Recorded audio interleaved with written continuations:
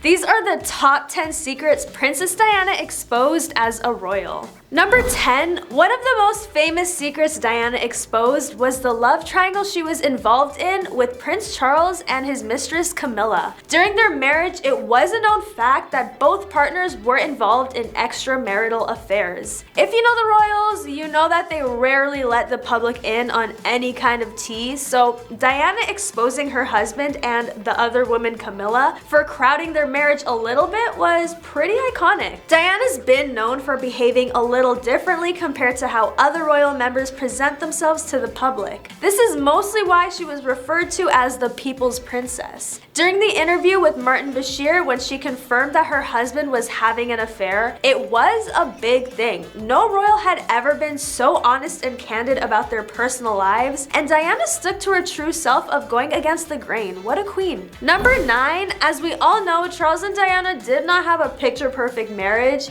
as much as the photos of them would suggest. After being together for 15 years, their relationship had come to an end way before they even filed for divorce. Diana even admitted that her wedding day was the worst day of her life, and even though their wedding was the event of the year, watching it all fall apart within a decade was quite the tragedy. Diana revealed to her sisters that she wanted to call off the wedding a week before, mostly because she had found out about his relationship with Camilla. Yeah, that's right, the mistress was in the picture way before Diana even became the wife. Their wedding was reportedly one of the biggest royal weddings because it was the first time in 300 years that a royal was gonna marry a British citizen. Diana's been iconic, bending all these royal rules. We literally have no other choice but to stand. The infamous interview with Bashir even revealed that she was, as a matter of fact, also having affairs during their marriage. Because she never felt the affection she desired from her husband, Diana was searching for love elsewhere and even found it a couple times.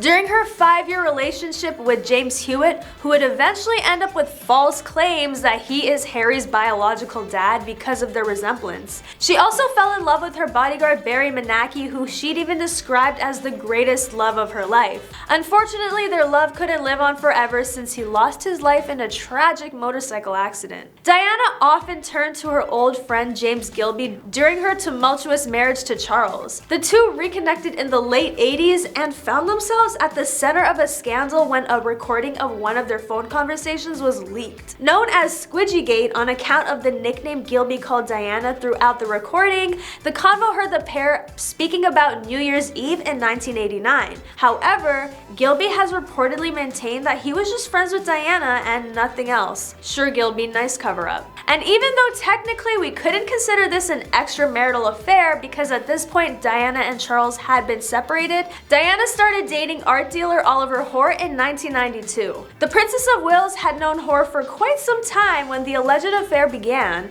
as he was close friends with her husband. Damn, Diana really said, if I can't have Charles, I'll have his friends instead. That's cold, but understandable. Number 8, a lot about Diana was revealed after she had made voice recordings to express her deepest thoughts. This was later shared with the world through a project she was involved in, Diana: Her True Story. As for what the recordings contained, Morton says the royal went into great detail about her life at the heart of the world's most famous family. Turning on a battered tape recorder, I listened with mounting astonishment to the unmistakable voice of Princess Diana. She was pouring out a tale of woe in a rapid stream of consciousness, he said. I feel I'd been transported into a parallel universe. The princess was talking about her unhappiness and her sense of betrayal, and two things I'd never previously heard of: an eating disorder called bulimia nervosa and a woman called Camilla. From the outset of her involvement in the book, Princess Diana wanted to share her lived experience of life as a royal. Some of the biggest revelations from the bestseller include her unhappy childhood after her parents' divorce, and her struggles with bulimia just 1 week after her engagement to Prince Charles, following an alleged comment that she was chubby.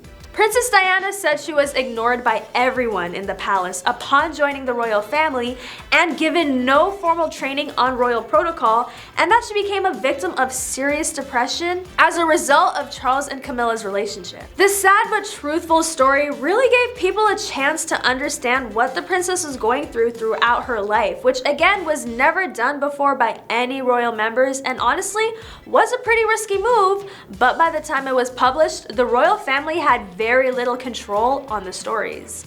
Number 7, her conversations surrounding her mental health are probably one of the more important conversations she was part of during her interview with Martin. Diana's candid self-disclosures in these interviews may be her most powerful and unrecognized legacy. Her honesty helped get rid of the stigma surrounding mental health and encouraged others to get help. It is not an exaggeration to say that thousands of people changed their lives because Diana talked about hers. These kind of conversations were far less typical when Diana first opened up about her life experiences.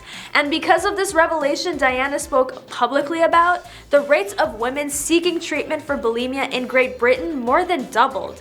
The press dubbed this phenomenon the Diana effect. If she could explain why she hurt herself, they could recognize that side of themselves too. If she could overcome her eating disorder, they could too. Diana really set trends in more than one area, which is pretty remarkable for the times she was living in. Number 6, speaking of being remarkable, the princess once confronted Camilla about her affair with Charles and even said to her, "I know what is going on, don't treat me like an idiot." Okay girl, let him know. Camilla then tried to dodge the accusations, and Diana remembered Camilla saying that she had everything she could ever want and all the men in the world. When asked what more she could want, Diana told Camilla, "I want my husband." Oddly enough, Diana apologized to Camilla for being in the way of her and Charles, but she was still outraged. As sweet as Diana was, she wanted to make sure the wrong people weren't treating her any way she didn't think she needed to be treated.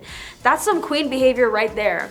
Number 5, during one of Diana's lowest points in life, her handwritten notes were revealed detailing how she believed people were going to try to get rid of her in an accident so that Camilla's path to the throne would be clear. That's creepy. In 1995, after dismissing her royal bodyguards, Diana was driving alone through London when she approached a traffic light. She put her foot on the brake, but nothing happened. Unharmed, she jumped out of the car and took a cab to Kensington Palace. Then she dashed off a note to her friends that said, "The brakes of my car have been tampered with." Diana wrote, "If something does happen to me, it will be MI5 or MI6. Just 10 months before she arrived in Paris with Dodi, Diana predicted the circumstances surrounding her own demise with uncanny accuracy in writing. "I am sitting here at my desk today in October," she wrote, "longing for someone to hug me and encourage me to keep strong and hold my head high. This particular phase in my life is the most dangerous. My husband is planning an accident in my car, brake failure and serious head injury in order to make the path clear for Charles to marry." And that's where all the conspiracies surrounding the loss of Diana began. Weird, right? Did Diana predict this, or was she just really paranoid? What do you guys think? Number 4, Princess Diana was one of the most iconic trendsetters, but her fashion choices weren't always improved by the family. She never cared to wear gloves like most women of the family, and she would show more skin for certain events too. Her fashion statements have been noted for decades, with a lot of the trends making a return, especially after the season on The Crown with Diana's storyline. Based on an interview she did with the BBC in 1995, it seems Diana always saw herself as an outsider in the royal family. One time she'd worn a black sheep sweater, which could have been her way of revealing her feelings to the public. "I'd like to be a queen of people's hearts, in people's hearts, but I don't see myself being queen of this country," Diana said in the famous BBC interview. "I don't think many people will want me to be queen. Actually, when I say many people, I mean the establishment that I married into, because they have decided that I'm a non-starter." In Her Royal Highness's So Many Thoughts on Royal Style, Elizabeth Holmes pointed out that Princess Diana drew even more attention to her sweater by wearing a blouse with a black ribbon that pointed directly down to the black sheep. Number 3, after Harry was old enough to tell his own story about his mother, we got to learn more about Diana and her life from someone really close to her. After the release of the docuseries Harry and Meghan, it is very relevant that Diana was one of the paparazzi's favorite people to document, and after the separation obsession with Charles, this reached new levels. In episode 1 of his docuseries, Harry addressed the scrutiny his mother faced from the media, both before and after her separation from King Charles. "My mom was harassed throughout her life with my dad," Harry said, "but after they separated, the harassment went to new levels." Diana and Charles separated in 1992. In 1994, Charles admitted to having an affair with Camilla during an interview with documentary filmmaker Jonathan Dimbleby, and 2 years later, Charles and Diana had officially filed for divorce after 15 years of marriage. Harry claimed that little was done to protect his mother from the paparazzi, and that media harassment became almost a rite of passage for women marrying into the royal family. The moment she divorced, the moment she left the institution, then she was by herself, Harry continued. "Yeah, she may have been one of the most influential, powerful women in the world, but she was completely exposed to this. And even though a lot of people adore Diana, it's an obvious fact that it was never necessary for her every move to be caught on camera. The obsession with Diana was much stronger than anyone else in the family at the time. After her tragic loss, you'd think the press would realize that they don't need to harass the royal members for newsworthy headlines, but then Meghan came into the picture, and her treatment by the press has been brutal in different ways too. Number 2, when Diana wrote her will, she left an inheritance for Harry and Will, so when Harry moved out of the palace, he claimed that he felt as if Diana almost knew his plans to move out, because if it wasn't for what she'd left for him, he would have never been able to afford the lifestyle the couple and 2 children are currently living in LA. What do you guys think? Did Diana have an inkling that Harry would be a black sheep just like her? Number 1, there have been many conversations about the relationship between the late Diana and her former mother-in-law Queen Elizabeth. Some say that the pair never got on, while others maintain that initially there was a bond between the two, which soured after the divorce between Diana and Prince Charles. According to royal biographer Andrew Morton in his book Diana, Her True Story, in her own words, the relationship between Diana and the Queen started off rather formally, having been governed by the fact that she was married to her older son and a future monarch. Morton went on to write, "In the early days, Diana was quite simply terrified of her mother-in-law. She kept the formality, dropping a deep curtsy each time they met, but otherwise kept her distance." As the marriage between Prince Charles and Diana began to disintegrate, it was widely reported that the princess initially relied heavily on the Queen for advice and support. Morton also confirms this in his biography, adding that Diana found perhaps a rather unlikely ally at the palace in the Queen, whose understanding and helpful attitude did much to encourage Diana to soldier on. So what do you guys think? Was the Queen and Diana's relationship just as rocky as with ex-husband Charles?